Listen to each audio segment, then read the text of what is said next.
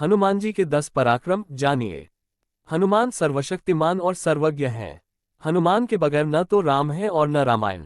राम रावण युद्ध में हनुमान जी ही एकमात्र अजेय योद्धा थे जिन्हें कोई भी किसी भी प्रकार से क्षति नहीं पहुंचा पाया था।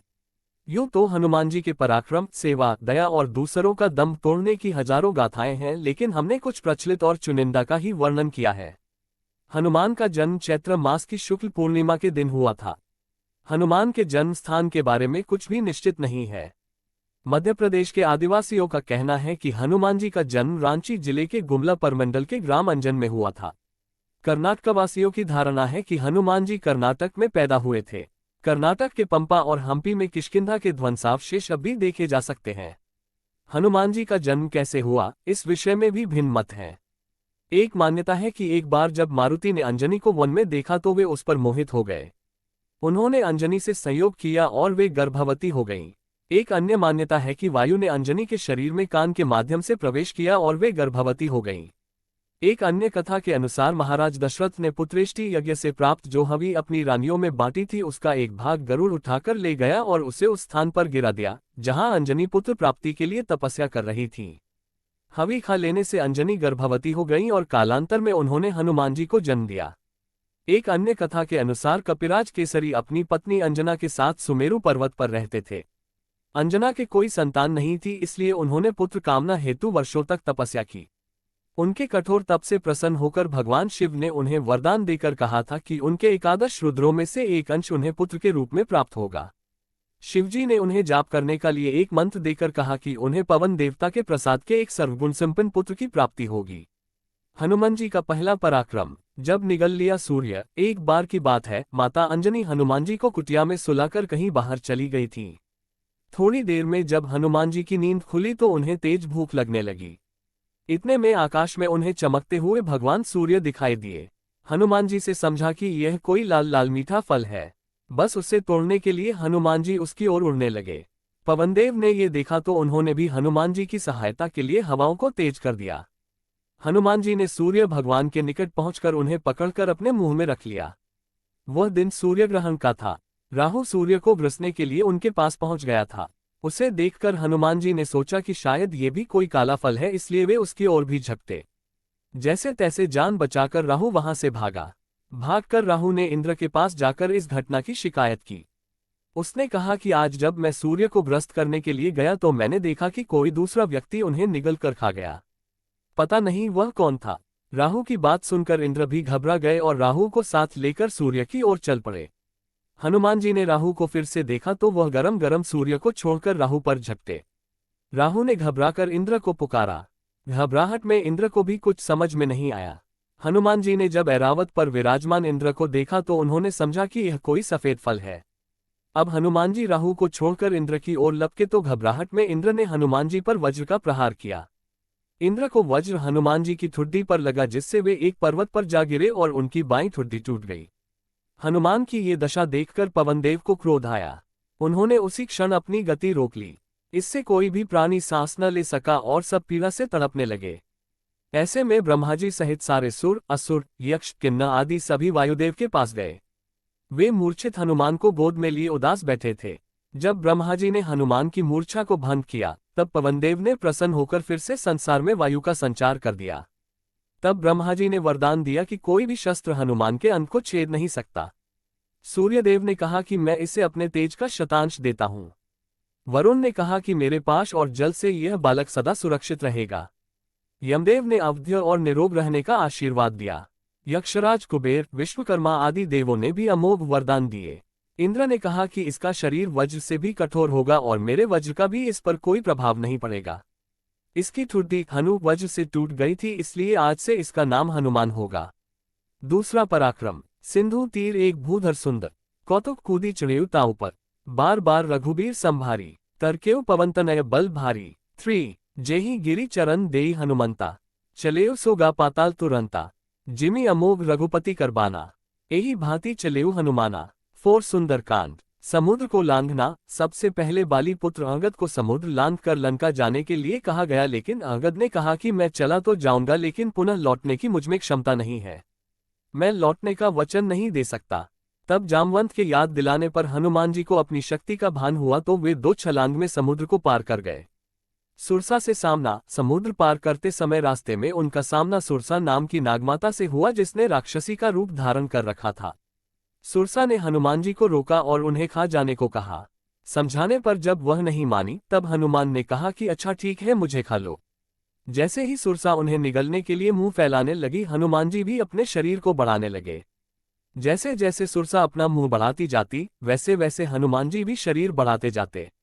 बाद में हनुमान ने अचानक ही अपना शरीर बहुत छोटा कर लिया और सुरसा के मुंह में प्रवेश करके तुरंत ही बाहर निकल आए। हनुमान जी की बुद्धिमानी से सुरसा ने प्रसन्न होकर उनको आशीर्वाद दिया तथा उनकी सफलता की कामना की। राक्षसी माया का वध। समुद्र में एक राक्षसी रहती थी। वह माया करके आकाश में उड़ते हुए पक्षियों को पकड़ लेती थी। आकाश में जो जीव जंतु उड़ा करते थे वह जल में उनकी परछाई देखकर अपनी माया से उनको निगल जाती थी। हनुमान जी ने उसका छल जानकर उसका वध कर दिया। सीता माता का शोक निवारण। लंका में घुसते ही उनका सामना लंकिनी और अन्य राक्षसों से हुआ जिनका वध करके वे आगे बढ़े। वे सीता माता की खोज करते हुए रावण के महल में भी घुस गए जहां रावण सो रहा था। आगे वे खोज करते हुए अशोक वाटिका पहुंच गए। हनुमान जी के अशोक वाटिका में सीता माता से मुलाकात की और उन्हें राम की अंगूठी देकर उनके शोक का निवारण किया। माता सीता का शोक निवारण होते ही उन्होंने कहा, हे पुत्र, तुम अजर, बुढ़ापे से रहित, अमर और गुणों के खजाने हो। श्री रघुनाथ जी तुम पर बहुत कृपा करें, प्रभु कृपा करें। ऐसा कानों से सुनते ही हनुमान जी पूर्ण प्रेम में मग्न हो गए। तब सीताजी ने कहा, हे पुत्र, जाओ और राम को मेरी खबर दो। इससे पहले जाओ और मीठा फल खाओ। तीसरा पराक्रम। अशोक वाटिका को उजाड़ना। सीता माता से आज्ञा पाकर हनुमान जी बाग में घुस गए और फल खाने लगे।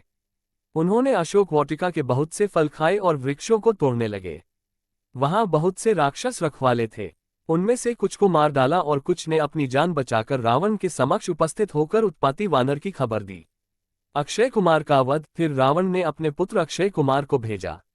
वह असंख्य श्रेष्ठ योद्धाओं को साथ लेकर हनुमान जी को मारने चला। उसे आते देखकर हनुमान जी ने एक वृक्ष हाथ में लेकर ललकारा और उन्होंने अक्षय कुमार सहित सभी को मारकर बड़े जोर से गर्जना की। मेघनाद से युद्ध। पुत्र अक्षय का वध हो गया। ये सुनकर रावण क्रोधित हो उठा और उसने अपने बलवान पुत्र मेघनाद को भेजा। उससे कहा कि उस दुष्ट को मारना नहीं, उसे बांध लाना। उस बंदर को देखा जाए कि कहाँ का है। हनुमान जी ने देखा कि अब की बार भयानक योद्धा आया है। मेघनाद तुरंत ही समझ गया कि यह कोई मामूली वानर नहीं है तो उसने ब्रह्मास्त्र का प्रयोग किया। तब हनुमान जी ने मन में विचार किया कि यदि ब्रह्मास्त्र को नहीं मानता हूं तो उसकी अपार महिमा मिट जाएगी। तब ब्रह्मांड से मूर्छित होकर हनुमान जी वृक्ष से नीचे गिर पड़े। जब मेघनाद ने देखा कि हनुमान जी मूर्छित हो गए हैं तब वह उनको नागपाश से बांधकर ले गया। बंधक हनुमान जी ने जाकर रावण की सभा देखी और फिर उन्होंने खुद ही अपनी पूंछ से अपने लिए एक आसन बना लिया और उस पर बैठ गए। रावण क्रोधित होकर कहता है, तूने किस अपराध से राक्षसों को मारा? क्या तुझे मेरी शक्ति और महिमा के बारे में पता नहीं है? तब हनुमान जी राम की महिमा का वर्णन करते हैं और उसे अपनी गलती मानकर राम की शरण में जाने की शिक्षा देते हैं। चौथा पराक्रम। लंका दहन। राम की महिमा सुनकर रावण क्रोधित होकर कहता है कि जिस पूंछ के बल पर यह बैठा है उसकी इस पूंछ में आग लगा दी जाए। जब बिना पूंछ का ये बंदर अपने प्रभु के पास जाएगा तो प्रभु भी यहाँ आने की हिम्मत नहीं करेगा। पूंछ को जलते हुए देखकर हनुमान जी तुरंत ही बहुत छोटे रूप में हो गए। बंधन से निकलकर वे सोने की अटारियों पर जा चढ़े। फिर उन्होंने अपना विशालकाय रूप धारण किया और अट्टहास करते हुए रावण के महल को जलाने लगे। उनको देखकर लंकावासी भयभीत हो गए। देखते ही देखते लंका जलने लगी और लंकावासी भयाक्रांत हो गए। हनुमान जी ने एक ही क्षण में सारा नगर जला डाला। एक विभीषण का घर नहीं जलाया। सारी लंका जलाने के बाद वे समुद्र में कूद पड़े। राम को सीता की खबर देना। पूंछ बुझाकर फिर छोटा सा रूप धारण कर हनुमान जी श्री जानकी जी के सामने हाथ जोड़कर जा खड़े हुए और उन्होंने उनकी चूड़ामणि निशानी ली और समुद्र लांघकर वे इस पार आए और उन्होंने वानरों को किलकिला शब्द हर्षध्वनि सुनाया। हनुमान जी ने राम के समक्ष उपस्थित होकर कहा, हे नाथ। चलते समय उन्होंने माता सीता ने मुझे चूड़ामणि उतार कर दी। श्री रघुनाथ जी ने उसे लेकर हनुमान जी को हृदय से लगा लिया। हनुमान जी ने फिर कहा, हे नाथ। दोनों नेत्रों में जल भरकर जानकी जी ने मुझसे कुछ वचन कहे और हनुमान जी ने श्री जानकी की विरह गाथा कह सुनाई जिसे सुनकर राम की आंखों में आंसू आ गए। पांचवां पराक्रम। विभीषण का राम के पास आना। जब हनुमान जी सीता माता को ढूंढते ढूंढते विभीषण के महल में चले जाते हैं। विभीषण के महल पर वे राम का चिन्ह अंकित देखकर प्रसन्न हो जाते हैं। वहां उनकी मुलाकात विभीषण से होती है। विभीषण उनसे उनका परिचय पूछते हैं और वे खुद को रघुनाथ का भक्त बताते हैं। हनुमान और विभीषण का लंबा संवाद होता है और हनुमान जी जान जाते हैं कि यह काम का व्यक्ति है। इसके बाद जिस समय श्रीराम लंका पर चढ़ाई करने की तैयारी कर रहे होते हैं, उस दौरान विभीषण का रावण से विवाद चल रहा होता है। अंत में विभीषण महल को छोड़कर राम से मिलने को आतुर होकर समुद्र के इस पार आ जाते हैं। वानरों ने विभीषण को आते देखा तो उन्होंने जाना कि शत्रु का कोई खास दूत है। कोई भी विभीषण पर विश्वास नहीं करता है। सुग्रीव कहते हैं, हे रघुनाथ जी, सुनिए, रावण का भाई मिलने आया है। प्रभु कहते हैं, हे मित्र, तुम क्या समझते हो? वानरराज सुग्रीव ने कहा, हे नाथ, राक्षसों की माया जानी नहीं जाती। यह इच्छानुसार रूप बदलने वाला न जाने किस कारण आया है। ऐसे में हनुमान जी सभी को दिलासा देते हैं और राम भी कहते हैं कि मेरा प्रण है कि शरणागत के भय को हर लेना चाहिए। इस तरह हनुमान जी के कारण ही श्रीराम विभीषण का मिलन सुनिश्चित हो पाया। छठा पराक्रम, लक्ष्मण के प्राणों की रक्षा। राम रावण युद्ध के दौरान जब रावण के पुत्र मेघनाद ने शक्तिबाण का प्रयोग किया तो लक्ष्मण सहित कई वानर मूर्छित हो गए थे। जामवंत के कहने पर हनुमान जी संजीवनी बूटी लेने द्रोणाचल पर्वत की ओर गए। जब उनको बूटी की पहचान नहीं हुई तब उन्होंने पर्वत के एक भाग को उठाया और वापस लौटने लगे। रास्ते में उनको कालनेमी राक्षस ने रोक लिया और युद्ध के लिए ललकारने लगा। कालनेमी राक्षस रावण का अनुचर था। रावण के कहने पर ही कालनेमी हनुमान जी का रास्ता रोकने गया था, लेकिन रामभक्त हनुमान उसके छल को जान गए और उन्होंने तत्काल उसका वध कर दिया। सातवां पराक्रम, अहिरावण का वध। अहिरावण रावण का मित्र था। अहिरावण पाताल में रहता था। रावण ने कहने पर उसने भगवान राम के युद्ध शिविर में उतरकर राम और लक्ष्मण दोनों का अपहरण कर लिया था। दोनों को वह पाताल लोक लेकर गया और वहां उसने दोनों को बंधक बनाकर रख लिया। उनके अपहरण से वानर सेना भयभीत व शोकाकुल हो गई, लेकिन विभीषण ने ये भेद हनुमान के समक्ष प्रकट कर दिया कि कौन अपहरण करके ले जा सकता है। तब हनुमान जी राम लक्ष्मण को अपहरण से छुड़वाने के लिए पातालपुरी पहुंच गए। वहां उन्होंने देखा कि उनके ही रूप जैसा कोई बालक पहरा दे रहा है। उसका नाम मकरध्वज था। मकरध्वज हनुमान जी का ही पुत्र था। मकरध्वज के संबंध में ज्यादा जानकारी के लिए आगे क्लिक करें। मकरध्वज। हनुमान जी ने अहिरावण का वध कर प्रभु श्रीराम और लक्ष्मण को मुक्त कराया और मकरध्वज को पाताल लोक का राजा नियुक्त करते हुए उसे धर्म के मार्ग पर चलने की प्रेरणा दी। वे राम लक्ष्मण दोनों को अपने कंधे पर बिठाकर पुनः युद्ध शिविर में लौट गए। आठवां पराक्रम, सत्यभामा, गरुड़ और सुदर्शन का घमंड चूर करना। भगवान श्री कृष्ण को विष्णु का अवतार माना जाता है। विष्णु ने ही राम के रूप में अवतार लिया और विष्णु ने ही श्री कृष्ण के रूप में भी। श्री कृष्ण की 8 पत्नियां थीं, रुक्मणी, जाम्बवंती, सत्यभामा, कलिंदी, मित्रबिंदा, सत्या, भद्रा और लक्ष्मणा। इसमें से सत्यभामा को अपनी सुंदरता और महारानी होने का घमंड हो चला था, तो दूसरी ओर सुदर्शन चक्र खुद को सबसे शक्तिशाली समझता था और विष्णु वाहन गरुड़ को भी अपने सबसे तेज उड़ान भरने का घमंड था। उपरोक्त कथा से जुड़े हनुमान जी के पराक्रम को जानने के लिए आगे क्लिक करें। हनुमान जी की मदद से कृष्ण ने तोड़ा इनका अभिमान। 9वां पराक्रम, श्री कृष्ण ये जानते थे कि भीम को भी अपनी शक्ति पर बड़ा घमंड था, अतः उन्होंने उचित समय का इंतजार किया और अपनी लीला से एक घटना की रचना की। एक बार वनवास काल में द्रौपदी को एक सहस्रदल कमल दिखाई दिया। उसने उसे ले लिया और भीम से उसी प्रकार का एक और कमल लाने को कहा। भीम कमल लेने चल पड़े। आगे जाने पर भीम को गंधमादन पर्वत की चोटी पर एक विशाल किले का वन मिला, जिसमें वे घुस गए। इसी वन में हनुमान जी रहते थे। उन्हें भीम के आने का पता लगा तो उन्होंने सोचा कि अब आगे स्वर्ग के मार्ग में जाना भीम के लिए हानिकारक होगा। वे भीम के रास्ते में लेट गए। भीमसेन ने वहां पहुंचकर हनुमान से मार्ग देने के लिए कहा तो वे बोले, यहाँ से आगे ये पर्वत मनुष्यों के लिए अगम्य है, अतः यहीं से लौट जाओ। भीम ने कहा, मैं मरूं या बचूं, तुम्हें क्या, तुम जरा उठकर मुझे रास्ता दे दो। हनुमान बोले, रोग से पीड़ित होने के कारण उठ नहीं सकता, तुम मुझे लांघ कर चले जाओ। भीम बोले, परमात्मा सभी प्राणियों की देह में है, किसी को लांघ कर उसका अपमान नहीं करना चाहिए। तब हनुमान बोले, तो तुम मेरी पूंछ पकड़कर हटा दो और निकल जाओ। भीम ने हनुमान की पूंछ पकड़कर जोरों से खींची, किंतु वह नहीं हिली। भीम का मुंह लज्जा से झुक गया। उन्होंने क्षमा मांगी और परिचय पूछा। तब हनुमान ने अपना परिचय दिया और वरदान दिया कि महाभारत युद्ध के समय मैं तुम लोगों की सहायता करूंगा। वस्तुतः विनम्रता ही शक्ति को पूजनीय बनाती है, इसलिए अपनी शक्ति पर अहंकार न कर उसका सत्कार्यों में उपयोग कर समाज में आदरणीय बने। 10वां पराक्रम। दूसरा प्रसंग अर्जुन से जुड़ा है। आनंद रामायण में वर्णन है कि अर्जुन के रथ पर हनुमान के विराजित होने के पीछे भी कारण है। एक बार किसी रामेश्वरम तीर्थ में अर्जुन का हनुमान जी से मिलन हो जाता है। इस पहली मुलाकात में हनुमान जी से अर्जुन ने कहा, अरे राम और रावण के युद्ध के समय तो आप थे। हनुमान जी, हाँ। तभी अर्जुन ने कहा, आपके स्वामी श्री राम तो बड़े ही श्रेष्ठ धनुषधारी थे, तो फिर उन्होंने समुद्र पार जाने के लिए पत्थरों का सेतु बनवाने की क्या आवश्यकता थी? यदि मैं वहां उपस्थित होता तो समुद्र पर बाणों का सेतु बना देता, जिस पर चढ़कर आपका पूरा वानर दल समुद्र पार कर लेता। इस पर हनुमान जी ने कहा, असंभव, बाणों का सेतु वहां पर कोई काम नहीं कर पाता। हमारा यदि एक भी वानर चढ़ता तो बाणों का सेतु छिन्न भिन्न हो जाता। अर्जुन ने कहा, नहीं, देखो ये सामने सरोवर है, मैं उस पर बाणों का एक सेतु बनाता हूँ, आप इस पर चढ़कर सरोवर को आसानी से पार कर लेंगे। हनुमान जी ने कहा, असंभव। तब अर्जुन ने कहा, यदि आपके चलने से सेतु टूट जाएगा तो मैं अग्नि में प्रवेश कर जाऊंगा, और यदि नहीं टूटता है तो आपको अग्नि में प्रवेश करना पड़ेगा। हनुमान जी ने कहा, मुझे स्वीकार है, मेरे 2 चरण ही इसने झेल लिए तो मैं हार स्वीकार कर लूंगा।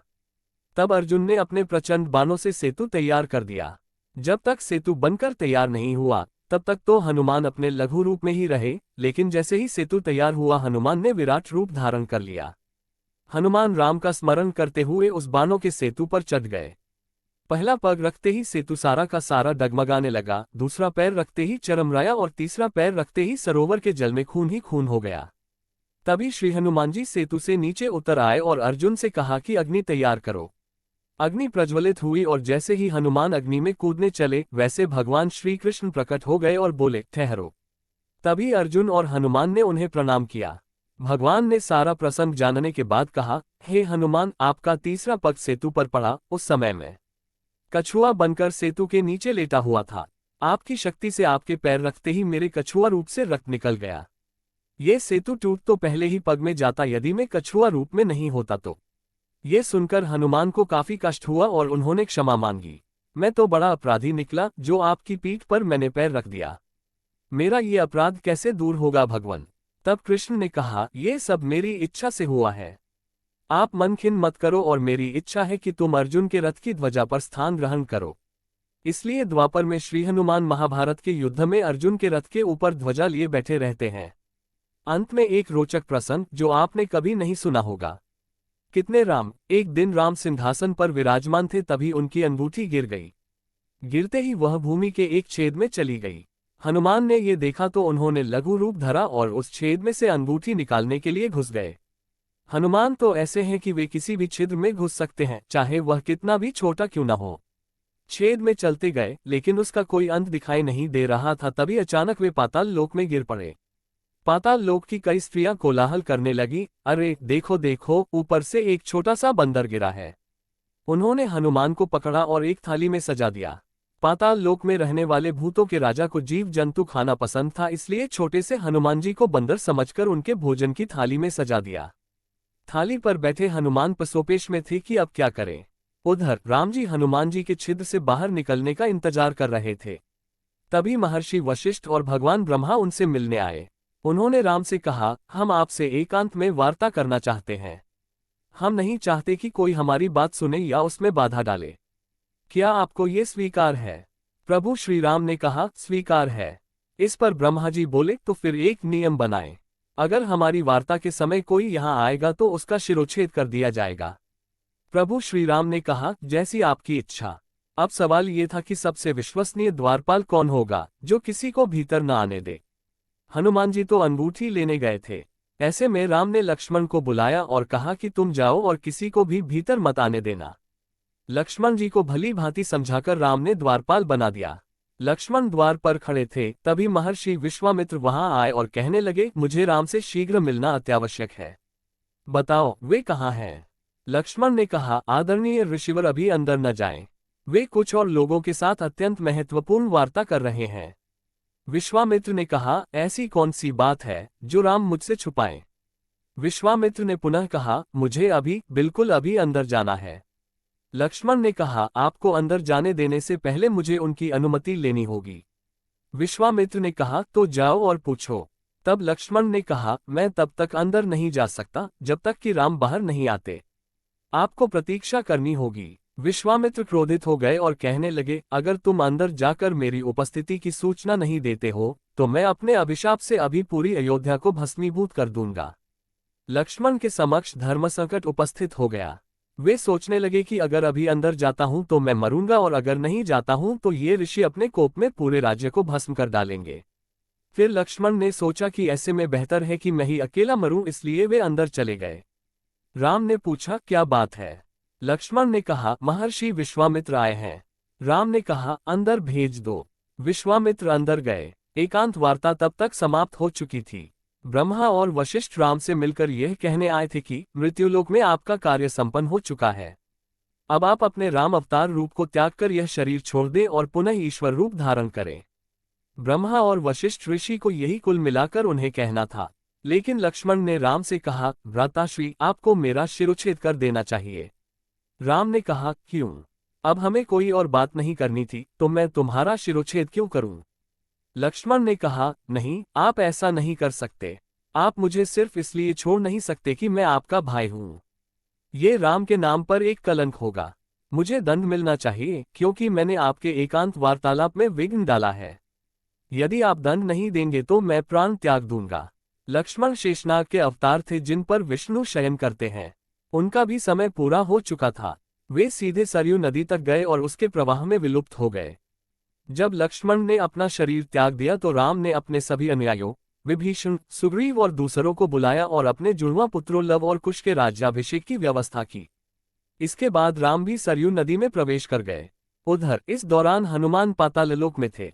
उन्हें अंततः भूतों के राजा के पास ले जाया गया। उस समय वे लगातार राम का नाम दोहरा रहे थे, राम राम राम। भूतों के राजा ने पूछा, तुम कौन हो? हनुमान जी ने कहा, मैं हनुमान। भूतराज ने पूछा, हनुमान, यहाँ क्यों आए हो? हनुमान जी ने कहा, श्री राम की अंगूठी एक छिद्र में गिर गई थी, मैं उसे निकालने आया हूँ। भूतों के राजा हंसने लगे और फिर उन्होंने इधर उधर देखा और हनुमान जी को अंगूठियों से भरी एक थाली दिखाई। थाली दिखाते हुए कहा, तुम अपने राम की अंगूठी उठा लो। मैं नहीं जानता कि कौन सी अंगूठी तुम्हारे राम की है। हनुमान ने सभी अंगूठियों को गौर से देखा और सिर को डुलाते हुए बोले, मैं भी नहीं जानता कि इनमें से कौन सी राम की अंगूठी है। सारी अंगूठियां एक जैसी दिखाई दे रही हैं। भूतों के राजा ने कहा कि इस थाली में जितनी भी अंगूठियां हैं सभी राम की ही हैं, लेकिन तुम्हारे राम की इनमें से कौन सी है, ये तो तुम्हें ही जानना होगा। इस थाली में जितनी अंगूठियां हैं उतने ही राम अब तक हो गए हैं। और सुनो हनुमान, जब तुम धरती पर लौटोगे तो राम नहीं मिलेंगे। राम का यह अवतार अपनी अवधि पूरी कर चुका है। जब भी राम के किसी अवतार की अवधि पूरी होने वाली होती है उनकी अंगूठी गिर जाती है। मैं उन्हें उठाकर रख लेता हूँ। अब तुम जा सकते हो।